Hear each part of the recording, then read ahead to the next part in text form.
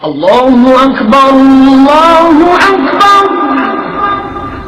حضرت بلال رضی اللہ تعالیٰ عنہ سے ایک دفعہ کسی نے پوچھا کہ آپ نے پہلی دفعہ حضور نبی کریم صلی اللہ علیہ وسلم کو کیسے دیکھا؟ تو بلال رضی اللہ تعالیٰ عنہ فرماتے ہیں کہ میں مکے کے لوگوں کو بہت ہی کم جانتا تھا، کیونکہ غلام تھا اور عرب میں غلاموں سے انسانیت سوچ سلوک عام تھا۔ ان کی استطاعت سے بڑھ کر ان سے کام لیا جاتا تھا، تو مجھے بھی اتنا وقت نہیں ملا تھا کہ باہر نکل کر لوگوں سے ملوں، لہٰذا مجھے حضور پاک یا اسلام یا اس طرح کی کسی چیز کا قطعی علم نہ تھا۔ ایک دفعہ کیا ہوا کہ مجھے سخت بخار نے آ لیا۔ سخت جاڑے کا موسم تھا، انتہائی ٹھنڈ اور بخار نے مجھے کمزور کر کے رکھ دیا، لہذا میں نے لحاف اوڑھا اور لیٹ گیا۔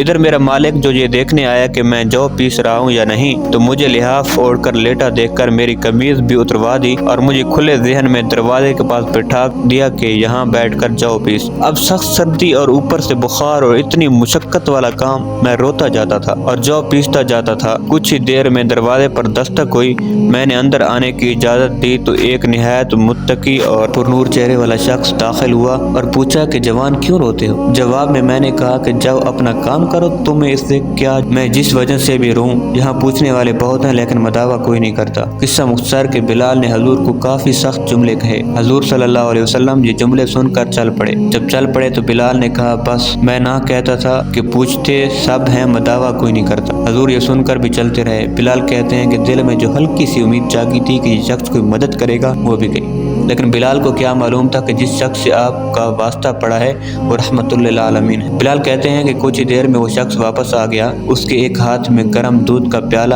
دوسرے میں کھجوریں تھیں۔ اس نے وہ کھجوریں اور دودھ مجھے دیا اور کہا کھاؤ پیو اور جا کے سو جاؤ۔ میں نے کہا یہ جو کون پیسے گا؟